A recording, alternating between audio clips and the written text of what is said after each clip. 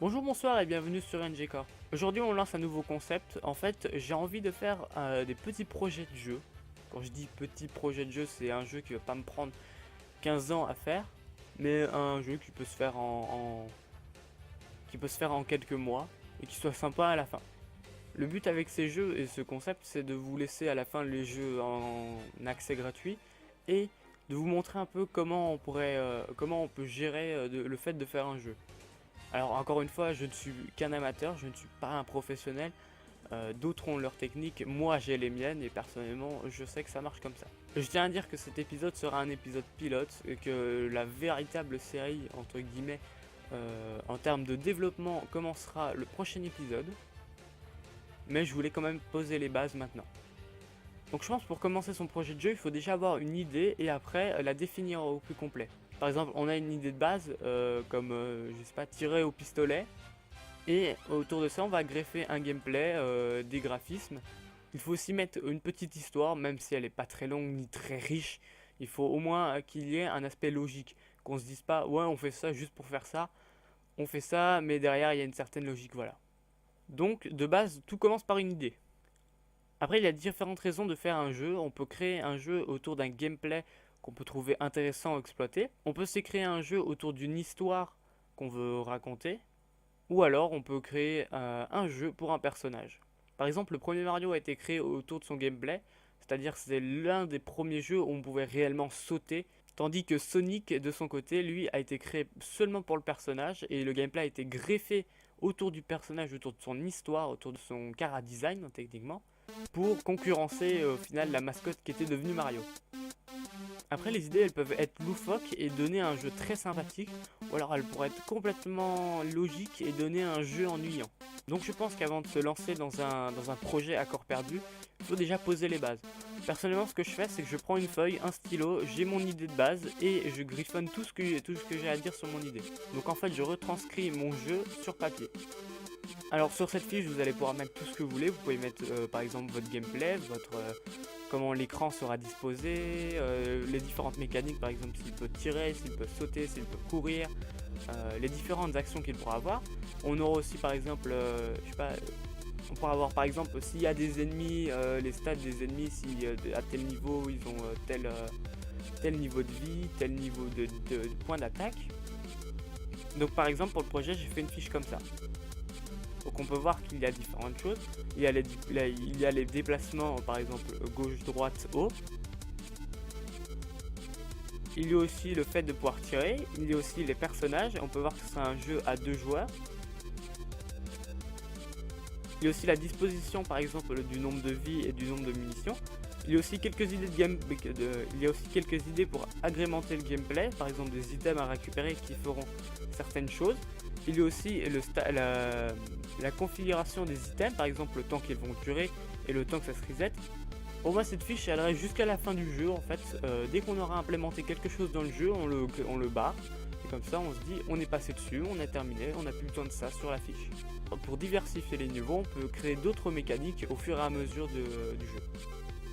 Mais donc, parlons un peu de ce projet. Donc mon but dans ce jeu est de faire un jeu qu'on puisse jouer à deux sur le même PC ou le même clavier ou avec une manette. Ce sera un jeu de, entre guillemets, duel, où on contrôlera chacun un personnage différent qui pourra tirer une balle. Les balles se trouvant sur le terrain, il faudra les ramasser pour tirer.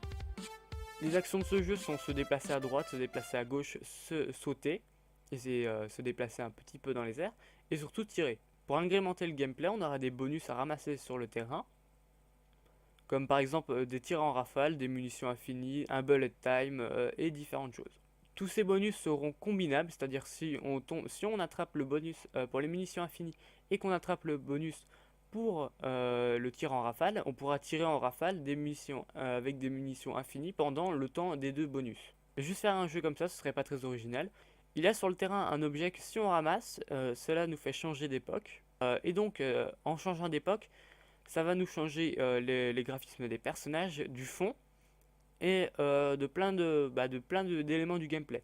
Par exemple, les armes vont changer, les projectiles vont changer, le décor va changer et les personnages vont changer. tout ça en gardant l'action précédente. Par exemple, si un des joueurs est en train de sauter et que l'autre active le bonus pour changer d'époque, le joueur sera toujours en train de sauter au moment que l'époque change.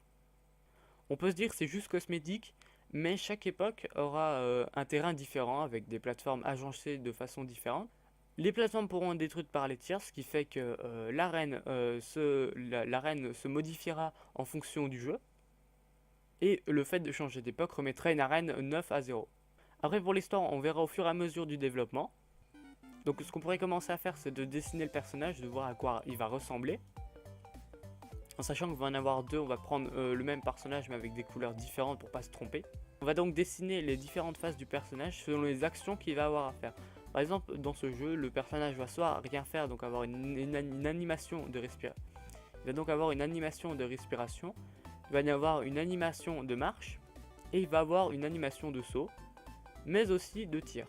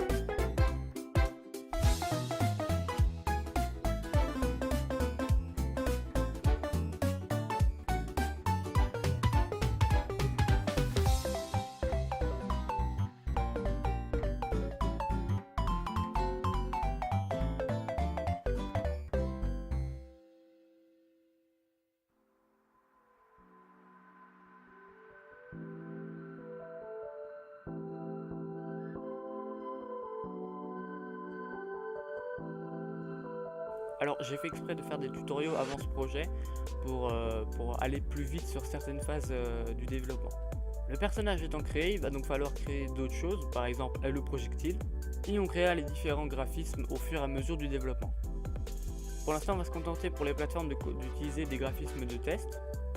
Pour ce premier épisode on va juste se cantonner à mettre en place le personnage, en l'animant, en lui faisant faire ses actions et en tirant.